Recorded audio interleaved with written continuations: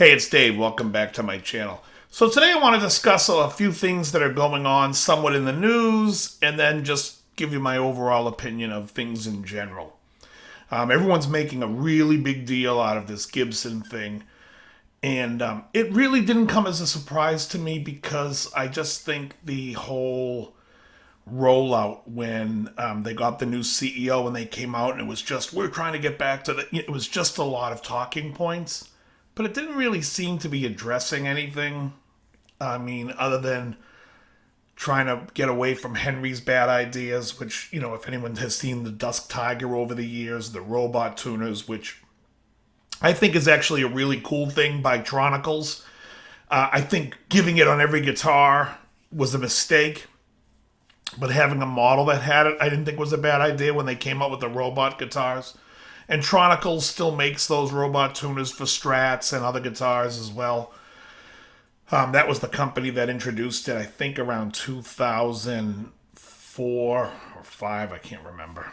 But anyways, but Gibson had a lot of mistakes. The reverse V, that's awful. And Gibson has the problem that any old company that's been around doing it for years faces, and that is they're trying to be relevant. And the interesting thing about the guitar world is that a lot of the older products still are relevant, and people really don't like to stray too much from that. So you have things that come and go, like in the 80s you had the vintage market took a real hit. And if you were a vintage collector in the 80s, you really did well, especially the late 70s, early 80s, because those guitars became out of favor. And you had companies like Charvel and Kramer and Jackson, which still was part of Charvel at that time. Well, still is today. But anyways, you know what I mean. It's Charvel Jackson when Grover Jackson took the company over in 78. And you have like Ibanez, and all these companies were coming out that were making the Shred Super Strat. And to me, the Super Strat means that it's a humbucker and a Strat that has a locking tremolo, flatter radius, and that type of thing. So I hear people refer to like the Tom Anderson and the John Surza Super Strats, and they make some Super Strats, but the general guitar that they make is not. But the Super Strat kind of fell out of favor. I mean, it was in favor so much that Jeff Beck was playing a pink pointy headstock Jackson in the 80s. And, now he's gone back to the Strat. And everything kind of comes back and it's cyclical, but we always go back to the foundation, which is, the basics. For instance, the Strat, the Tele, the Les Paul, the 335, and the SG are always going to be iconic instruments. The Flying V. And, each company has their trademark. And the trademark is basically the logo and the emblem of the logo. And because the headstock is around that, the shape of that around it becomes the trade dress. I think Godin Guitars puts the logo on the body, and that would make their shape of their guitars their trade dress. Obviously, they can't trade dress their Strat shape, but if they have a unique shape, that could become a trade dress for them where nobody could copy that. But I don't think anyone's out there copying Godin anyways. But anyway, Godin years ago used to be a company called Lacido that used to manufacture a lot of the Kramers back in the 80s. A lot of Kramers in the 80s were made by Lacido, Sport, and ESP. As well as some guitars were made in the factory. Some. Anyway, the point I'm saying with Gibson is they fight to be relevant. So what happens over the years is you have a company that's out there when Gibson and Fender basically owned the market, let's say in the late 70s. There really hadn't been another player in town. Ibanez was just starting to make some strides and get in there, and they got a cease and desist letter. Now, a lot of people think this letter has to do with them making Les Paul copies. It doesn't. It has to do with them copying the headstock, because that's the trade dress. They can then change the headstock and keep the Les Paul copy. The reason why Ibanez chose not to was because they felt like they wanted to get into their own guitar. When Takamine finally took over themselves as a company from the Sigma Martins that they were making in Japan, they basically were making the Martin. You've seen this logo. It looks like Takamine and a Martin logo. And Martin basically had to say, guys, come on, make your own headstock. And so they made the exact same guitar, but they put the new logo headstock on there and the new shape. So these big companies have really everything to lose and nothing to gain, because they have, at that point, basically, let's say both companies had 40% of the market share. So then the 80s come along, and in comes Kramer and Jackson, and they're going to gobble up a lot of that market share because that's what people were into. Now those days are gone, and we get out of the 80s, and PRS is now making a stab. And I mean now, in the late 80s. And now they've become one of the big three brands. And so that's part of the market share, and that's why you see Gibson come out and be like, well, we own that single cut shape. No, you don't. And they lost. So you can. Now, they try to have different points of it to try to say that that's part of the trade dress and whatnot. They may be right. They may be wrong. Does anyone care? A Les Paul is an iconic guitar. And if you want to buy a Les Paul because you love the way it plays, you're going to buy it. If you want to buy a Gibson because you grew up with Jimmy Page on your bedroom wall, you're going to buy it. Is it the best guitar out there for the money? Probably not. Is it a value? Probably not. But it is what it is. It's like if you were to buy, even when you buy a cheap Mercedes, you're spending a lot of money because you're buying the name and you're buying the iconic brand. So now we have Gibson being taken over by a new CEO and a new company. They went to bankruptcy, and they have a new CEO, and he comes out, and we've been around 125 years. I hear that all the time. That doesn't mean anything to anybody. That is not a selling point. This guy comes from a Levi's background, but that is not a selling point to anybody, because anyone that plays guitar knows the history of Gibson and probably knows it better than the guy who worked for Levi's. So to come out and then to spew this dogma on everybody and be like, we've been around for 125 years. You've been around for 5 minutes. Everybody else has been around following the company for years. They don't need to hear you pontificate to them of what the brand is and what the brand means. Just make a fucking decent guitar.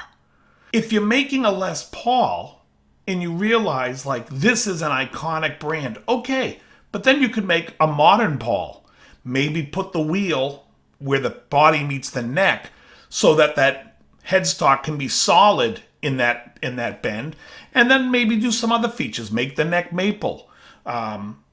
Anything to change the guitar. Put a tummy cut. Put a back cut. Anything to make a modern version of it that doesn't need to follow the original. You still make the original, but why don't you concentrate on innovation of what people want and why they're buying a PRS, instead of, we're going to cry and we're going to make a big stink about somebody whose headstock kind of looks like ours, but legally probably they're safe. Because then you look like a douchebag. And that's why people are upset about the video. And Mark is a friend of mine, and I feel bad that he was put in that situation, because people are then saying bad things about Mark. And I got to tell you, Mark is a really great guy. You may think he's too salesman-y the way he comes across on camera, but being on camera is not an easy thing, and it doesn't come natural to everybody.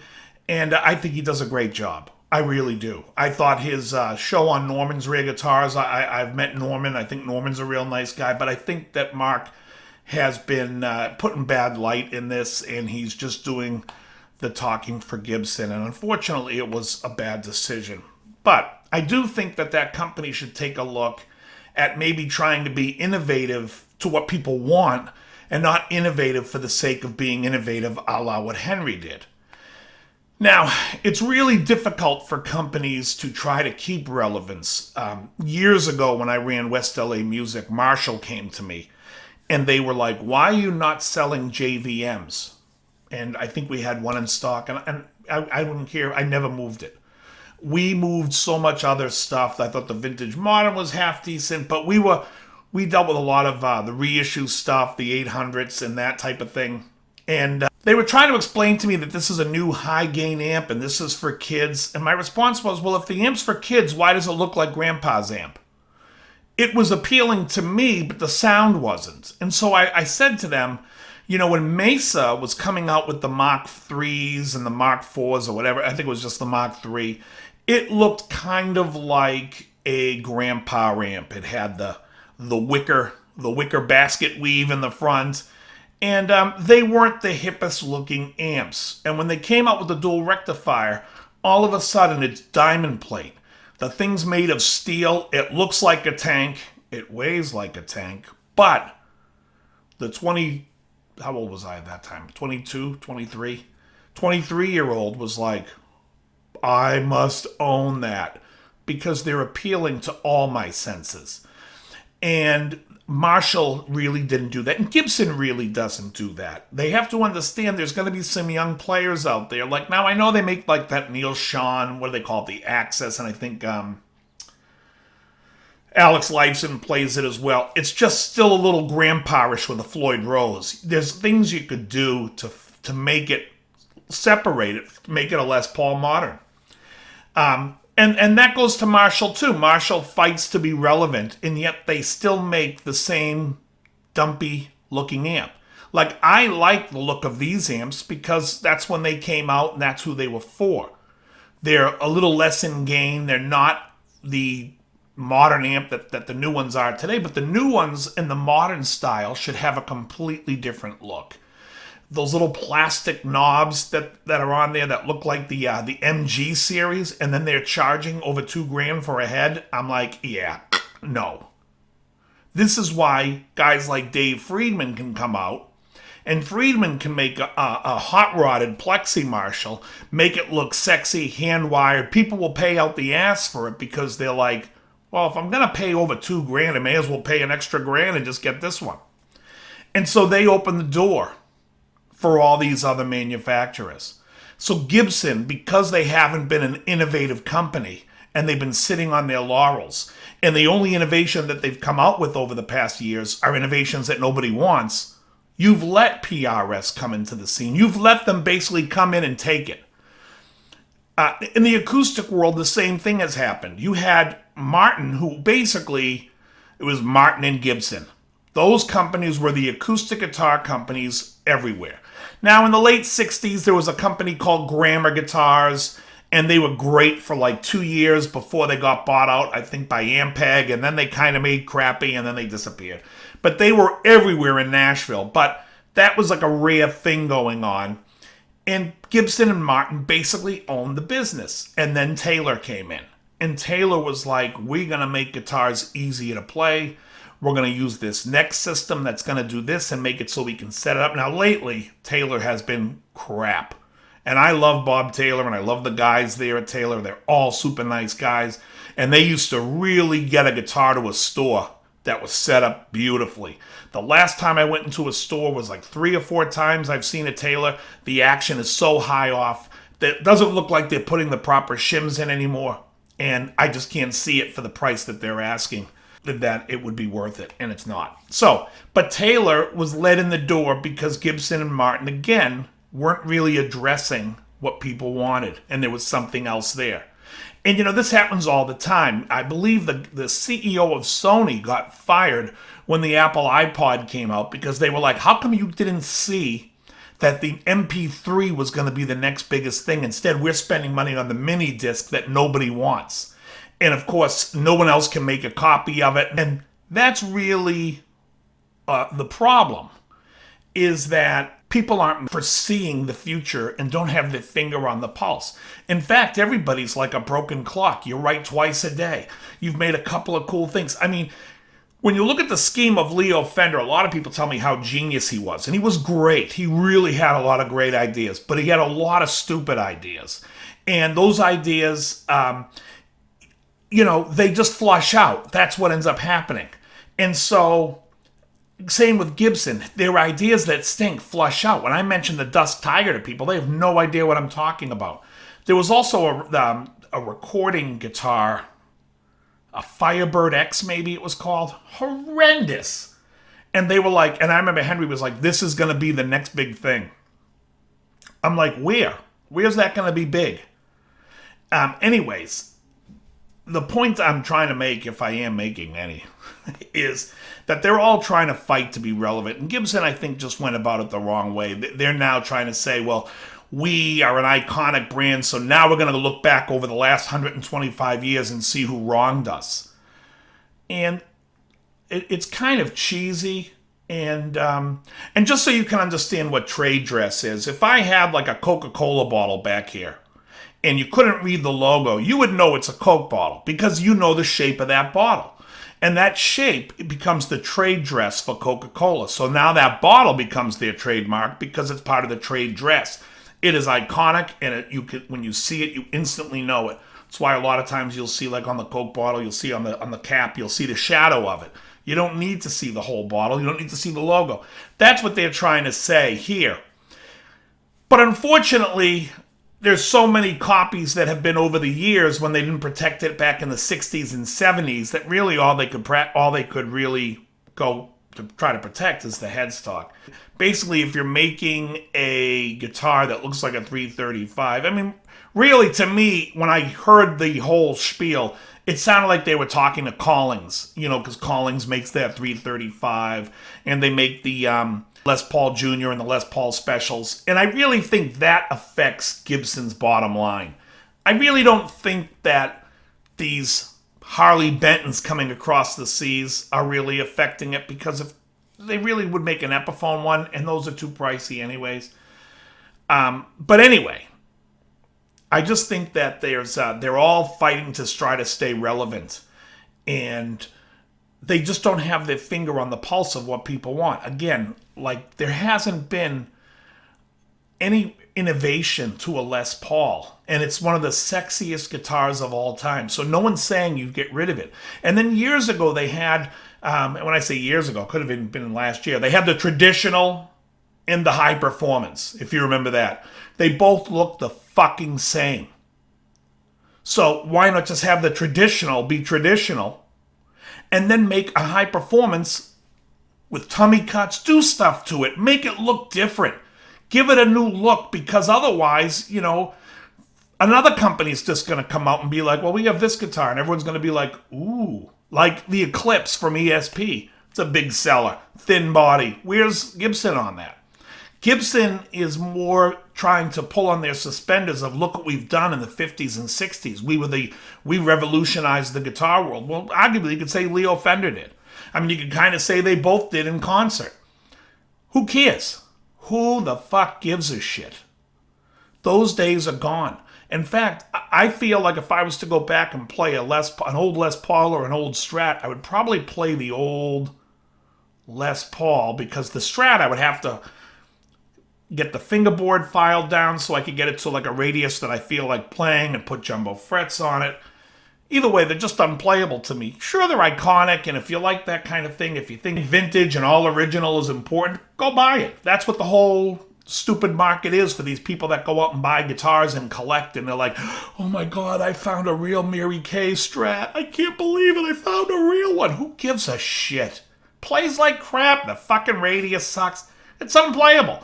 But if that's something you want to put on your wall, or you want to have under your bed and show everybody that you found a Mary fucking Kay, pat yourself on the back. As far as going out and playing, I don't want to play an instrument that plays good. And Fender's not making any money with you buying all this used crap. They have to try to find a new market. And so they need to find new innovation. So something I noticed was they have this guitar that has, again, the wheel at the base. I think they call it the Strat Elite. And it might have been out last year. But why not make a Strat Elite with a big fat V-neck, compound radius, noiseless pickups, and make something modern that's different? Everyone's making the same vanilla shit. And that's another thing with Gibson. Oh, Gibson, you're making a 50s Les Paul with a slim C-neck? Well, great shitbag. That's why I didn't buy the 60s. Thanks, now you're making it on the 50s. Why don't you make a fat baseball bat neck on a guitar that I don't have to pay a fortune for? that's about all I have to say on that. I think the mistake that Gibson made was they put out this video to try to be litigious. It's unnecessary. Just come out and say, we're fucking happy you guys love Gibson. We love Gibson, and we're gonna come out with new shit and try to fucking make every day Christmas. Like, what the fuck else do you have to say? To sit there, if you're working in the movies, call us.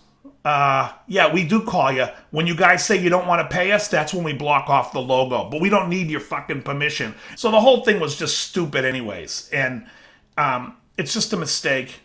Mark will bounce back from it because I love Mark.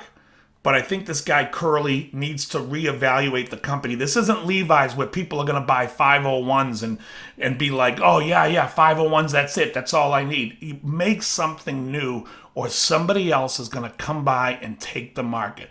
Fender for years has made shitty instruments. Anderson, Sir, even G&L come by and make better Strats and Tellys. That's why those guys are in business, because Fender doesn't want that business because they're too fucking lazy. That soft fucking fret wire they use, it just sucks. Make something innovative and make it better. That's all. Very good.